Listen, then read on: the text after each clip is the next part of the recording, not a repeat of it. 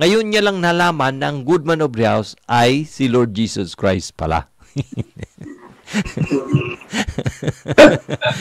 Grabe.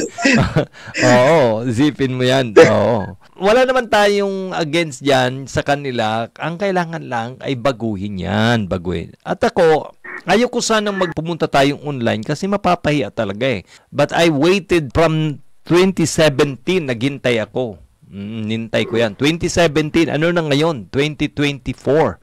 Hindi nila ako pinahintulutan na magsalita at alamin kung ang aral ko ba talaga o mali. So now I'm going online. We are going to be live.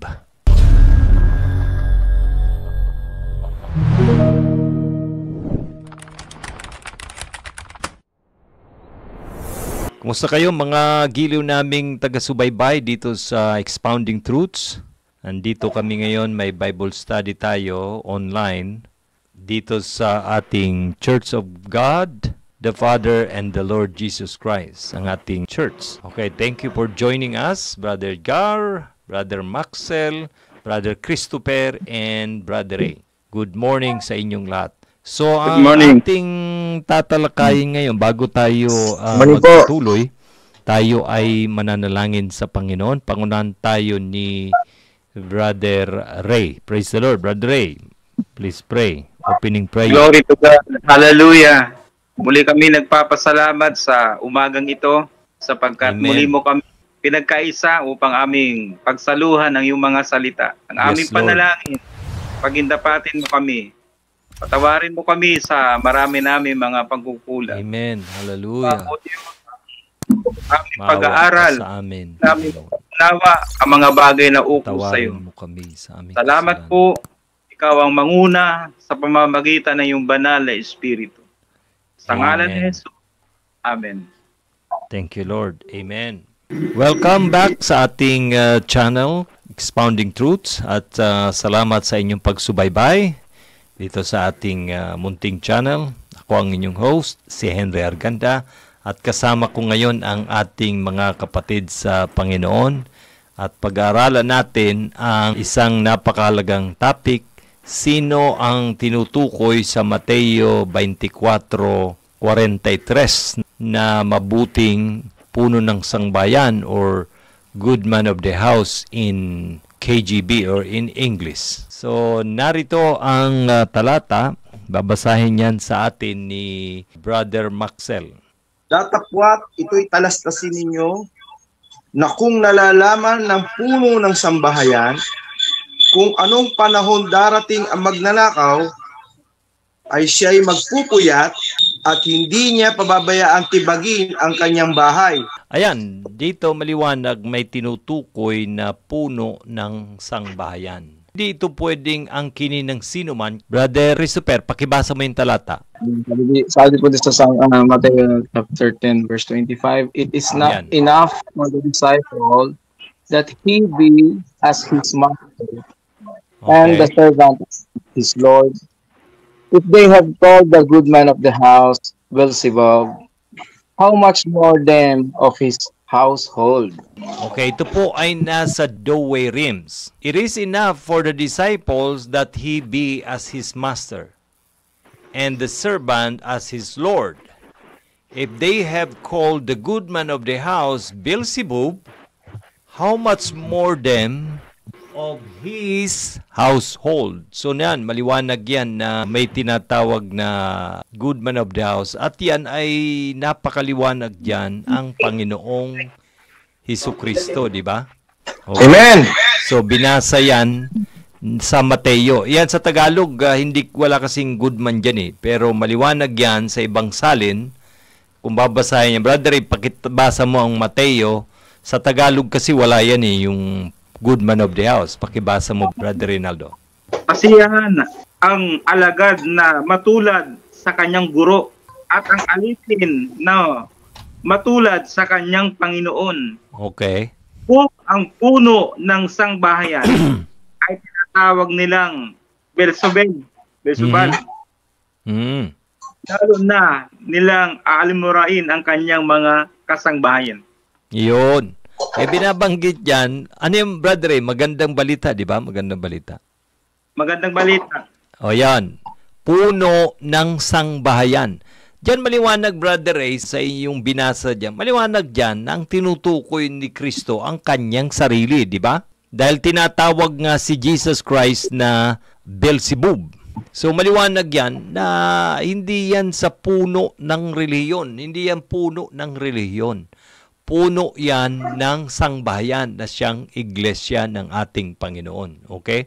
Di ba sinabi na ng Panginoong Hesukristo, ako ang puno ng sangbahayan. Ako ang puno ng ubas. Kayo ang mga sanga. Di ba sinabi yan ng Panginoong Hesukristo? Oh, amen. Napakaliwanag diyan na si Hesukristo ang puno ng sangbahayan. At binasa ni Brother Christopher sa 1025 ng Douay-Rheims 1899 edition. At ito, matagal na ito. Brother Maxwell at Brother Edgar, Brother Ray. Matagal na ito. 1899 pa ito, edition. Itong Douay-Rheims na ito na binasa niya. Hindi natin manipulate ang Biblia, di ba? Kinuha lang natin, ipinakita lang ng lumang mga salin kung ano talaga ang nasa original dyan. Babasahin din natin na yung Matthew 24:43 dyan sa Douay-Rheims na yan ay alam niya ang oras. Ayan, mabasahin mo, Brother Christopher. Alam niya ang oras ng pagdating ng magnanakaw. Mateo 24:43, Douay-Rheims. But know this, that if the good man of the house knew at what hour the thief would come, he would certainly watch and what not suffer his house to be broken open. So maliwanag yan. Alam niya, ang original pala diyang nakalagay sa Mateo 24:43, hindi panahon. Oras pala talaga, oras. Nakalagay dyan, 1889 pa yan, matanda na yan. Knew at what hour the thief would come, he would certainly watch. So, yan, sa'yo, brother, ang nakalagay dyan ay panahon, di ba? Mateo 24:43 sa Tagalog, di ba? Oh, tama, panahon. Pero dito sa Douay-Rheims na 1889 pa, ang tanda na, ay naisali nilang kaparehas ng Lucas 12:39. Na nakalagay din dun sa Lucas 12:39 na hour din. Hanapin mga brother dyan sa Mateo 24:43. Tandaan ninyo ito, kung alam lamang ng puno ng sangbahayan, kung okay. anong oras ang oras din pala dyan. Gabi at darating ang magnanakaw, siya'y magbabantay at hindi niya pababayang pasukin yata. Pasukin. Kanyang bahay. Yan, ayan, maliwanag yan. Hindi niya pababayang pasukin ang kanyang bahay. Sa makatuwid, itong papasok na ito, magnanakaw talaga ito. Gusto ba ng Diyos laging nasa bahay niya, makapasok siya? Di ba, Brother Maxwell? Ikaw ba ang may-ari ng bahay? Ayaw mong pumasok dun sa bahay? Ay dun sa Tagalog ni binasa ni Brother hindi niya papayagang makapasok sa kanyang bahay yung magnanakaw. Ay kung si Kristo yung magnanakaw, bakit ayaw pumasok dun sa bahay na yun? Sarili mong bahay, hindi ka papasok dun? It doesn't make any sense, right? Sa makatuwid, yung magnanakaw, babantayan itong good man of the house na ito na si Lord Jesus Christ. At ayaw niyang papasukin itong magnanakaw na ito. Kung ang magnanakaw ay si Kristo, ayon sa kaisipan ng iba, bakit ayaw niyang papasukin doon sa bahay? Sapagkat yung magnanakaw na yun, sisirain yung kanyang bahay, di ba? Maliwanag yan. Napakaliwanag yan, mga kapatid. Sana magliwanag sa isip natin para mawala yung ating pagkapanatiko dun sa tao. Madalit salita, yung sinasabing magnanakaw, si Kristo yun. Hindi si Kristo yung magnanakaw. Sa isip lang nila yon. Hindi niya pababayaang makapasok yung magnanakaw. Nasa iyo, di ba? Ulitin mga brother. Tandaan ninyo ito, kung alam lamang ng puno ng sangbahayan kung anong oras ng gabi darating ang magnanakaw na siya'y nagbabantay at hindi niya pababayaang pasukin ang kanyang bahay. Yun. Sino yung papasok doon? Hindi niya pababayang pasukin ang kanyang bahay. Sino yun, brother Ray? Hindi yung magnanakaw na tinutukoy niya. Yung magnanakaw na tinutukoy niya. Oo, yun yung magnanakaw na sisira doon sa bahay, titibag. Di ba? So, hindi si Kristo yung magnanakaw. Si Kristo darating na gaya ng magnanakaw, pero hindi siya magnanakaw. Hindi niya binibigyan diin doon ni Kristo, ako'y darating na gayang ng magnanakaw. O ang binibigyan diin ni Kristo, yung pagdating niya na hindi nalalaman na gaya ng magnanakaw. Hindi niya binibigyan din doon sa Mateo na sinabi niya, darating akong gaya ng magnanakaw, na siya'y magnanakaw. Hindi binibigyan din doon ni Kristo, mga kapatid.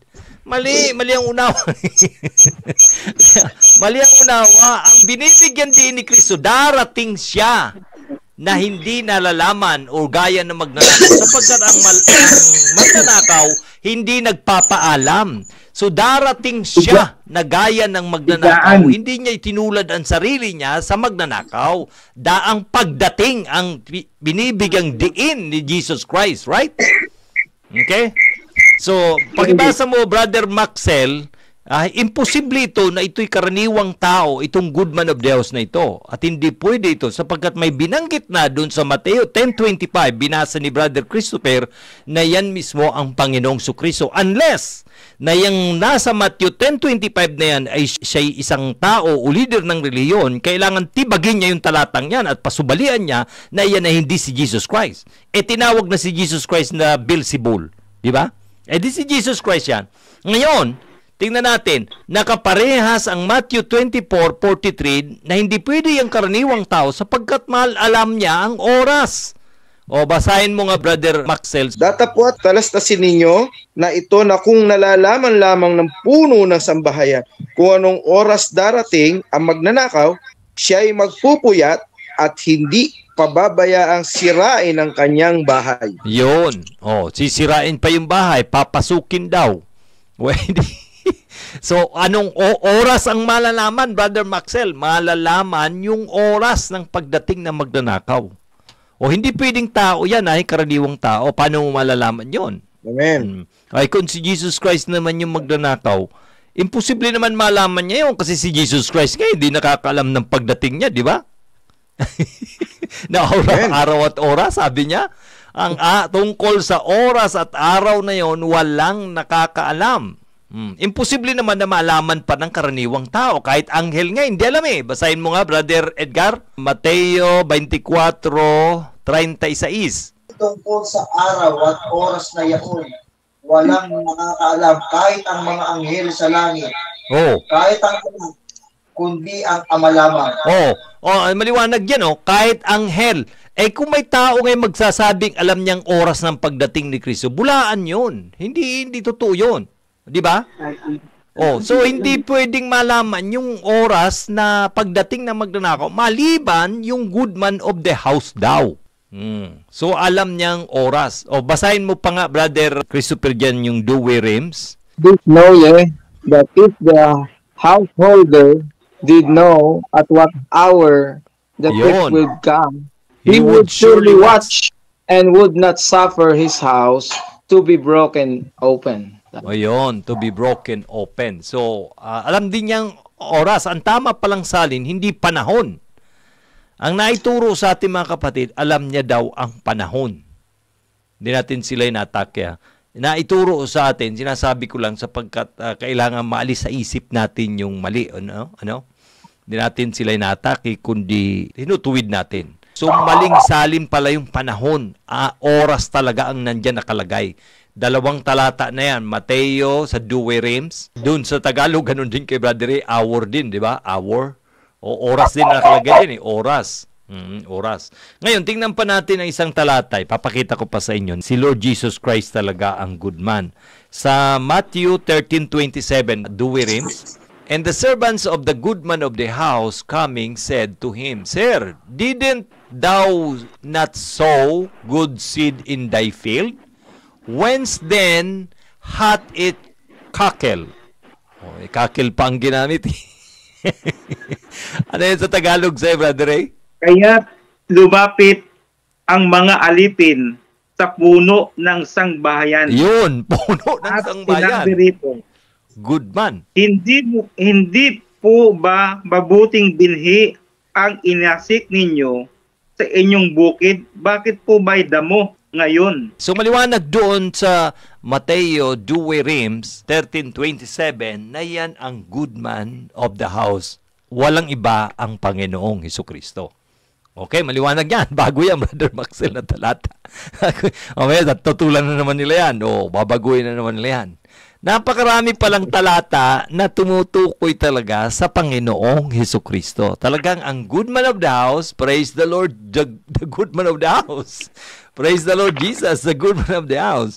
Siya pala talaga ang good man of the house. Ayan, hindi natin gawa yung salin na yan. Hindi natin gawa yung salin na yan. At ayaw nating masaktan sila. So please, kung napakataas kasi yung kinlaim ng isang leader ng relihiyon, grabe ang pagtingin nila sa kanya. Kaya hindi mo rin masisisi mga membro na parang dinudyos na siya.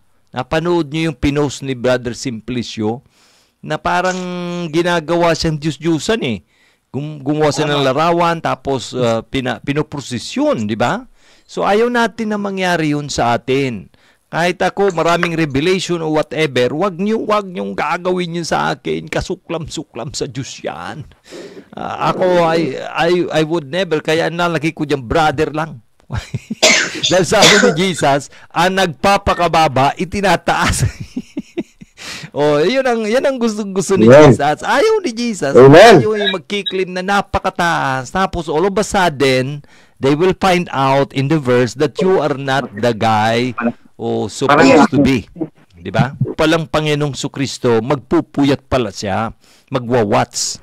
Totoo yun nandun. Binanggit na natin yan dun sa Zechariah na talagang nagpupuyat siya. Balikan nga natin yung talatang yun na nagpupuyat talaga ang Panginoong Sukristo sa kanyang bayan.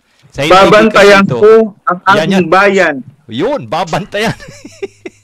Upang hindi ito mapasok ng kaaway. Yan, babantayan niya ang kanyang bahay. Sila ng iba pagkat nakita ko ang kanilang paghihirap. Ayun, babantayan pala. Maganda, mayroon pala tayong bantay. Praise the Lord. Natutuwa ba kayo niyan? Ang Panginoong Sukristo pala ay binabantayan tayo. Yung bayan niya, sino ang bayan niya sa Bagong Tipan? Iglesia, di ba? Oo, yun, iglesia. Doon sa salin sa NIV, watch. Ayan, nasa NIV. Pakita mo nga yung NIV. Brother Christopher, pakibasa mo yung NIV. Ayan, nakalagay dyan, hindi tayo gumawa nitong talatang ito. Talagang ang Panginoong Hesukristo ay nagbabantay. But I will encamp at my temple to guard it against marauding forces. Never again will an oppressor overrun my people. For now, I am keeping watch. Ayun, keeping watch. Nagbabantay ako. Doon kay Brother Ray, ang salita ay nagbabantay ako. Ayan, kaya binabantayan pala tayo ng Panginoon. Okay? Dahil darating itong isang kaharian o isang prinsipe ng sanglibutan. Yun ang darating. Prinsipe rin yun ng sanglibutan. At yun ay si Lucifer, yun ay si Satanas. So ngayon, maliwanag mga kapatid na ang good man of the house ay si Lord Jesus. Dadagdan pa natin yon. Brother Ray, pakibasa mo. 20 verse 11. Pagkatanggap nito, nagreklamo sila na may-ari ng ubasan. May-ari, yan, tama din yan, may-ari. Okay. Sapagkat yung puno, yun ang may-ari. Sa KJV yan ay good man of the house, di ba? And when they had received it, they murmured against the good man of the house. So, maliwanag dyan, may tatlong sumusuporta sa Mateo 24:43 na good man of the house. Unang talata ay ang Matthew 10:25. So, from the very beginning, hindi na nagtatanong ang mga alagad. Napapansin niyo mga kapatid na hindi na nagtanong ang mga alagad kung sino itong good man of the house na ito. May nabasa ba kayo mga kapatid na nagtanong ang mga alagad kung sino ang good man of the house? Wala tayong mabasa. Brother Edgar, may nabasa ka nagtanong ang alagad. Sino po itong good man of the house na makakaalam ng oras? Wala, di ba? Wala. Walang nagtanong. Bakit? Sapagkat sa Mateo 10:25 pa lang, sinasabi na ni Kristo kung sino ang nasa Matthew 24:43 na walang iba ang kanyang sarili, di ba? May susunod pang talata, Mateo 13:27. Good man of the house din yan sa Douay Rheims. May nagtanong pa nga sa son of man Sabi nga ng alagad, sino Panginoon itong son of man? Pwede yun. Pero yung good man of the house, walang nagtanong. Diba? Sa makatuwid, si Kristo mismo ang tinatawag na good man of the house. Yang Mateo 13:27, may context yan sa verse 37. And the servants of the good man of the house coming said to him, Sir, didn't thou not sow good seed in thy field? Whence then hath it cackled? Yung 27 na yon ay kung sino yung naghasik na yon ay nasa 37. Pakibasa mo, Brother Christopher. Only the answer and said to them, He that soweth the good seed is the Son of Man. Yon. Sino yung Son of Man, mga kapatid? Panginoong Jesucristo. Ang Panginoong Jesucristo. Brother Baxel, parang may tanong ka. Hindi, may dadagdag lang sana ako. Sige. Yun ng dati nating church. Naalala ko, lagi nilang pinagtatanggol yan Sabi nila, na yun daw sa 24:43, iba raw yung good man doon. At iba daw yung good man na binabanggit natin sa Matthew 20 verse 11. Bakit daw? Magkaiba raw yung good man doon. Sabi ko, paano magkakaiba yun? Isa lang ang Bible Di ba? Tama. Kaya sabi ko, imposible ka ako na magkaiba yung 24:43. Paano sa Lucas? Lucas 12:39. Na binabanggit yung oras nga doon. Nalalaman ng puno ng sambahayan kung anong oras darating ang magnanakaw. Lumalabas na yung sa Matthew 24:43 nakakalam ng panahon sa Tagalog, sa Lucas 12:39 nakakalam ng oras. Ibig sabihin, iba pa yun sa Lucas 12:39. Iba daw yun. Iba pa rin yun. Sabi ko, ang gulo naman. Ay cross-reference yun. Cross-reference kung tawagin yan. Hindi pwedeng maging iba yun. So ngayon, ang napakalaking katanungan sa atin, alam nyo, gaya natin ito tatalakayin, ayaw natin mapaimpyerno ang tao. Dahil alam nyo, hinahatulan natin yung ibang pananampalataya, halimbawa yung taga Davao City, nag-angkin na siya daw ang Kristo. So, parehas din yan Title din yan ni Jesus Christ, yung good man of the house. Pag kinuha ng tao yan, mapapahamak siya.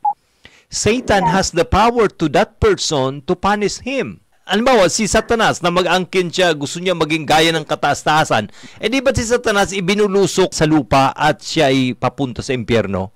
Bakit? Gusto ni Satanas maging gaya siya ng kataas-taasan. Ang pangalan ni Jesus Christ na good man of the house ay kataas-taasan yung pangalan ng kataas-taasan yan. Isa yan sa title ni Lord Jesus Christ. Hindi pwede yan na angkinin ng sino mang tao. At mapapahamak ang gagawa niyan at susunod sa kanya.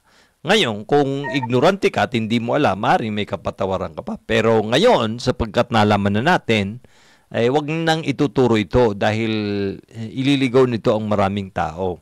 At mabuti kung hindi pa ninyo nalaman ang katotohanan ito. Maliwanag yan, binutil-butil na natin na yan ang Panginoong Jesucristo. 3 talata ang sumusuporta. Mateo 10:25, Douay Rheims 18:89, Mateo 13:27, and Matthew 20 verse 11. So hindi tayo umaatake sa kanila na ihinahayag lang natin ang katotohanan na magpapalaya sa atin. Amen? Bakit hindi na lang nating ituro na tayo ay servant o alipin? Yun naman talaga nasa banal na kasulatan. Alipin tayo. May kadalasan kasi pagka mataas yung claim mo, mataas ang tingin mo sa sarili mo, minsan na itatanong natin, bakit ayaw ng Diyos na tayo ay parang maging mag-act na gaya ng may pagkapanginoon? Dahil ang pagkapanginoon dito sa lupa, hindi yan yung Panginoong Jesucristo at Panginoon na Ama natin sa langit. Dahil bagamat siya'y Panginoon, siya'y punong-puno ng awa, kahabagan at nagpapakain sa masasama at mahihirap at sa lahat ng mga tao. Ang tao, pagka nadaya, the next thing he will do is to oppress his disciples. And that is what happened. That's what happened right now. You oppress someone, by taking the portion that is supposed to be for them. Halimbawa, yung mga material na pangangailangan. Bakit hindi mo suportahan yung mga manggagawa, mga pastor na may hirap, kaawa-awa, ay mga naapid? Bakit hindi yun ang hanapin? Yung mga nawala. Di ba si Jesus Christ, He came to save, naparito siya upang hanapin ang mga nawala. Bakit ngayon, parang kahit na mga nawala na, parang hindi naglilingkod, parang wala na, parang minabaliwala? Hindi ba ganda yun, di ba? Hindi yan ang ugali ng Panginoong Jesucristo, di ba?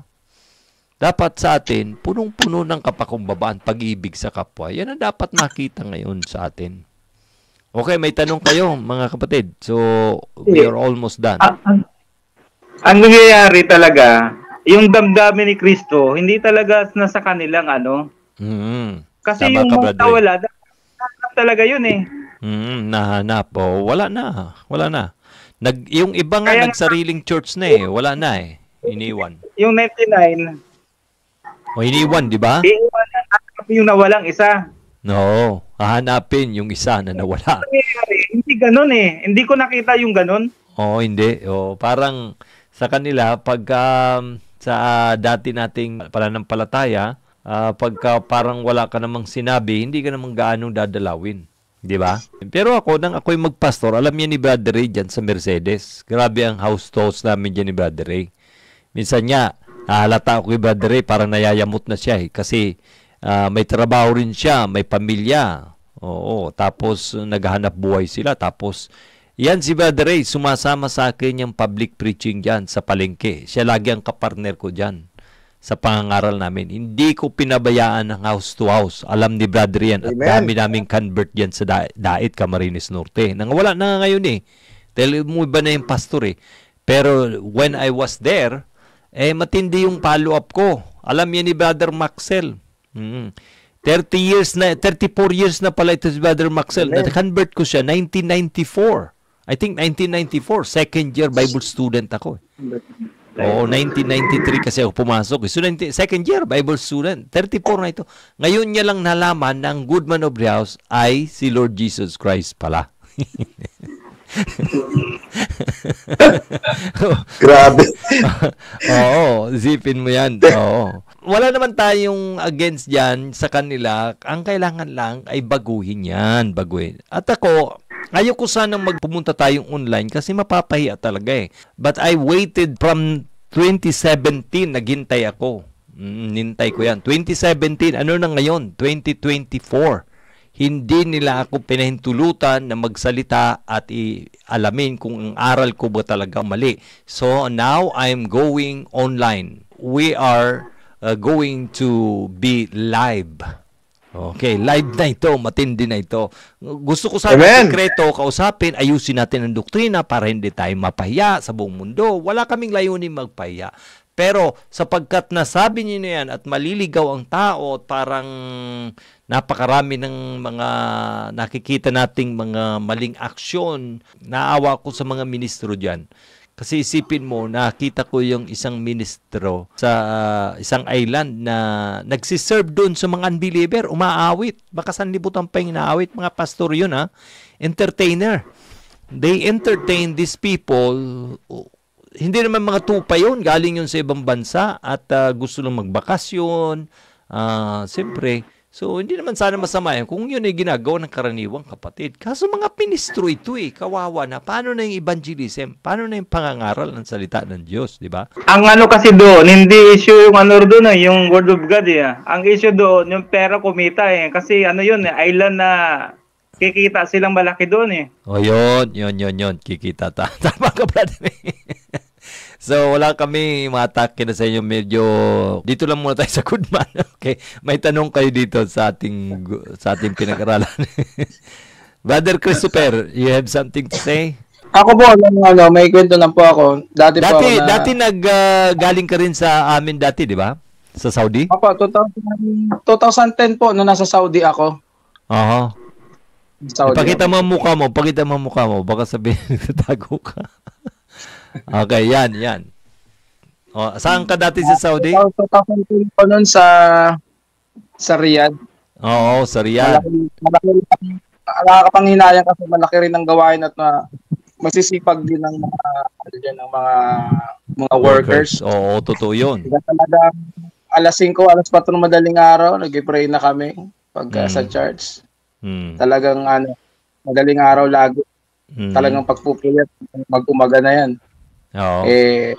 Alihid kami para manalangin, mag-intercede. Wala namang masama doon kasi una, para sa ang mga subject namin is para mag-protect ng presidente natin, ng mga hari, prinsipe, leaders.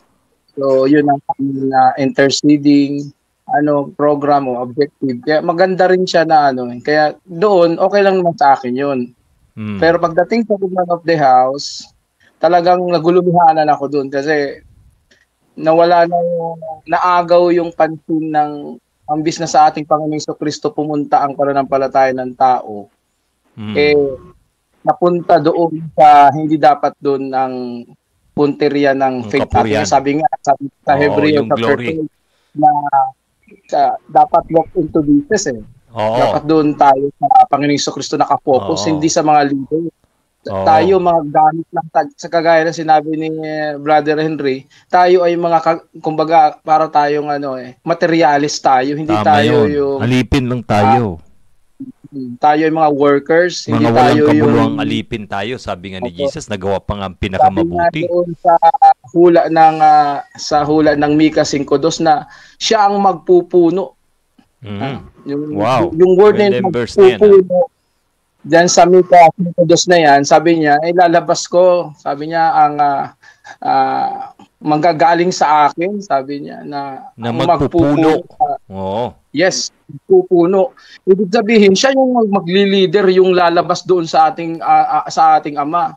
Lalabas sa kanya, ipapanganak niya yun sa Mika 5:2 na yun ang magpupuno. Hindi, naipanganak niya na yun, brother ko. Naipanganak niya na. Ibig sabihin nun, pinakita lang ni Mikas na itong si Jesus Christ ay galing sa Ama. Lalabas doon. Hindi siya lalabas pa lang sa Ama. Hindi siya lalabas pa lang sa Ama. Nandiyan na siya, kasama na nasa sa paglalang. Galing po sa Ama pala po. Sorry po. Galing po sa Ama. Galing sa langit. Galing po sa langit. Tapos lalabas po yung sa Bethlehem o ipapanganak ng Amen. Yung ipapanganak doon, yun yung pagkakatawang tao.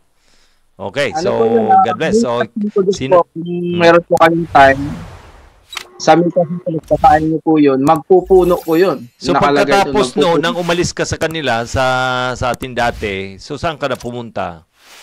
Napupunta sa mga born again sa ibang sa ibang mga sekta ng born again. Oo. Humawak ka rin doon ng lokal, ng church doon sa Saudi dati, di ba? Malawak din po sa Saudi, kahit bawal po doon mag-worship. Ang totoo, nakatago lang kami. Mga secret lang po yung place na dapat hindi halata. Tama. May panahon po na pinapasok po ng mga pulis yung mga churches dyan pagka nalaman nilang positive na meron ng sin na ginagawa sa loob. Ito po ay pinapasok ng mga pulis, nire-raid po yan. Opo.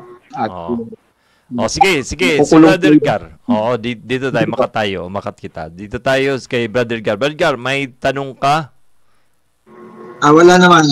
Okay, kasi maliwanag mga kapatid na clear. Natin ang puno ng sambayan, ang Panginoong Hesukristo. Wakasan tayo ni Brother Maxwell sa pangwakas sa panalangin. Praise the Lord. Praise the Lord. Amen. Ama namin nasa langit, Panginoon, na kami muli nagpapasalamat sa iyo. Amen. Sa mga natutunan naming salita na galing sa aming kapatid na si Brother Henry. Sa pamagitan at kami po ay marami po kaming mga dinadaan pagsubok. Panginoon, sana po tulungan mo kami. Amen. Huwag mo kaming pabayaan, Panginoon. Yes, Lord. Maraming salamat po muli sa iyong mga salita. Amen, Panginoon. Binabalik po namin ang kapurihan sa pangalan ng aming Panginoong Jesus. Amen. Amen. God bless sa inyo mga kapatid. So keep in touch. Tuloy-tuloy tayo sa ating pag-communicate araw-araw at pag-share ng mabuting balita. Pagpalain tayong lahat ng ating Panginoon. God bless.